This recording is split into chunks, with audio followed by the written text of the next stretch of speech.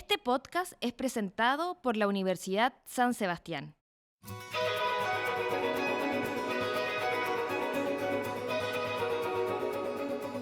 Bienvenidos y bienvenidas a un nuevo capítulo de La Jornada Podcast. Hoy nos encontramos con Cecilia Morán, investigadora y académica del Instituto de Historia de la Universidad San Sebastián y además es la primera doctora en Historia egresada de la Universidad San Sebastián. ¿Cómo estás, Cecilia? Muy bien, Constanza. Muchas gracias por la invitación. Que bueno, es un honor tenerte en este podcast hoy día, siendo, como dije recién, la primera doctora en Historia egresada de la San Sebastián. Cuéntame un poquito a qué se debe este doctorado, cuál fue tu tesis, cuéntame un poco de esa experiencia.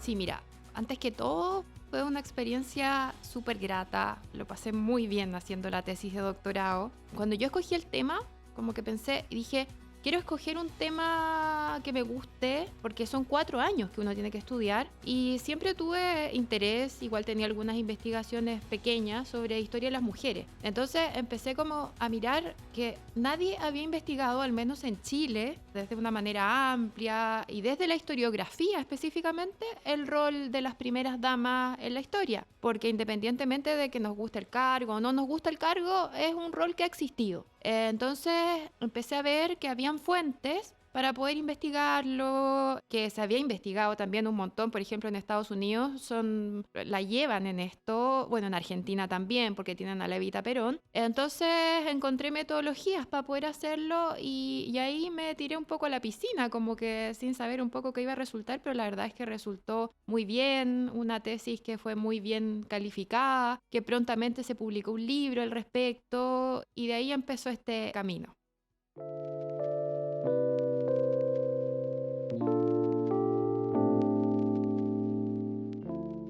Cuéntanos un poquito sobre tu libro Primeras Damas en Chile y qué descubriste en esta investigación. Sí, Primeras Damas en Chile, yo investigué específicamente mi decisión metodológica porque uno tiene que tomar una decisión. Yo, que me encanta el tema, a lo mejor podría haberlas investigado a todas, desde la primera hasta la última. Pero tuve que decidir y me enfoqué entre el año 1938 y 1970. ¿Por qué? Porque vi que específicamente en esa época es cuando hay un cambio en el rol de la primera dama, un cambio importante. Por ejemplo, últimamente hemos pasado por un cambio en ese rol, pero los cambios en el rol siempre han existido. Y uno de los más importantes es el que se dio en esa época, en ese lapso temporal. Que uno dice 1938, 1970 son hartos años, pero en verdad es súper poco. En la historia, a lo largo de la historia, en un tiempo acotado. ¿Qué pasó ahí? Pasó que empecé a ver que las mujeres eran como las primeras damas, eran primeras damas que tenían a lo mejor labores diferentes en el sentido de que estaban mucho más involucradas con las decisiones que se tomaban desde el Estado, que tenían a lo mejor mucho más vínculos con ministros, con diputados, con senadores. Entonces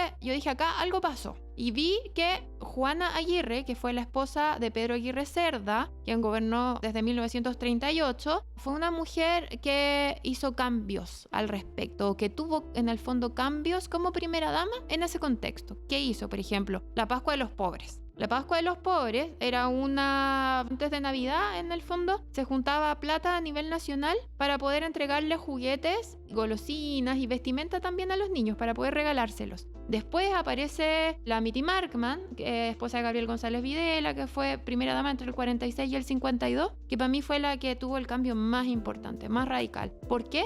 Porque ella hizo varias labores a nivel nacional, pero creo que la más importante y la que ya está marcando el quiebre es la Fundación Viviendas de Emergencia. ¿Qué era Fundación Viviendas de Emergencia? Era, ¿cierto?, construir viviendas, hacer una suerte de poblaciones para gente de muy escasos recursos, que incluso vivían en la calle, y otros que no, pero que no tenían plata para poder arrendar. En ese tiempo la inflación era tremenda, era muy difícil la vida. Entonces construyen casas para que las familias o las mamás solteras, que eran muchísimas, lleguen a vivir ahí. Pero no solamente les entregan casas, sino que también les entregan enfermeras, matronas, para que les hagan controles médicos a mamás que tenían 8 hijos y que nunca habían visto un médico, que todas las guaguas las tenían en la casa, que eran guaguas que nunca habían sido evaluados en cuanto a su nivel nutricional. También les asesoran con abogados para ciertos problemas que ellas tenían, les asesoran con fichas también de alimentación para saber cuánto tenían que comer, en el fondo, no sé, de porotos, lentejas, pescado, carne, cosas que de verdad la gente no tenía idea, no tenía cómo informarse.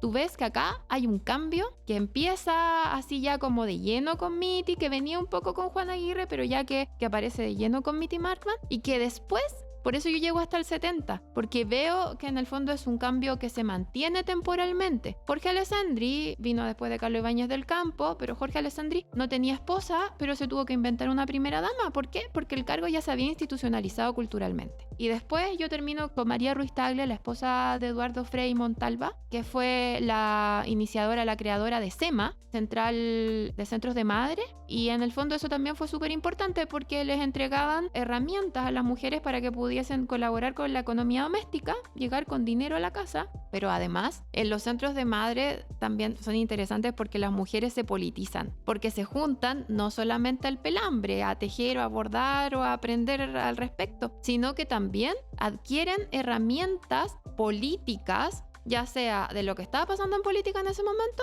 como también empiezan a ser dirigentes, a entender cómo se dirige un centro. Y bueno, y esa es otra historia que me gusta. El podcast fue presentado por la Universidad San Sebastián. Para los desafíos de Chile, la educación es nuestra respuesta. Universidad San Sebastián, vocación por la excelencia.